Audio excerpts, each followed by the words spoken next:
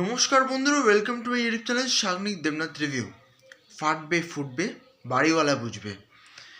কেন বলছি এবার শুনে রাখো। হেটার্সরা ভেবেছিল যে জিদ্দা কোনো আপডেট দেবে না, একটু নেগেটিভিটি হয়ে যাক, ঠিক আছে।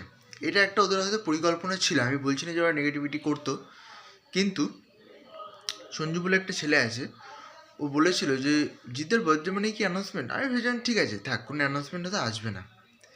কিন্তু একটু আগে যেটা আমি দেখতে পেয়েছি, প্লাস সব জিত ফ্যান্সরাই দেখতে পেয়েছে, জাস্ট ফেটে গেছে। এটা আনএক্সপেক্টেড ছিল।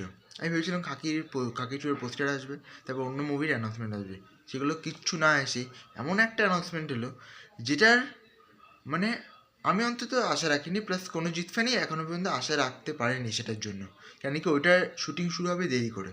বিগ বাজেট মুভি, সব থেকে বড়ো বাজেট মুভি ওটা হতে চলেছে, ঠিক আছে। লাইভ অ্যাকশন সিকোয়েন্স হতে চলেছে, তারপর বিভিন্ন জায়গার শুটিং হবে।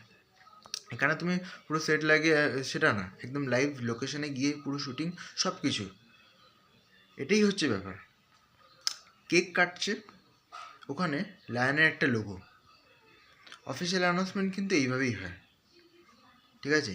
এইটার অপেক্ষাতেই আমরা ছিলাম যে কখন এই অ্যানাউন্সমেন্টটা হবে। ভালোই হলো, কেন কি একটা অন্তত অ্যানাউন্সমেন্ট দরকার ছিল, একটু দেরি করেও হোক, কিন্তু হয়েছে, ভালোই হয়েছে। আজকের মতো এই পর্যন্তই, আবার দেখা হবে পরবর্তীতে। এরকম ভালো থাকুন, সুস্থ থাকুন, থ্যাংক ইউ। আর হ্যাঁ, এই মুভির ডিরেক্টর কিন্তু রায়হান রাফি।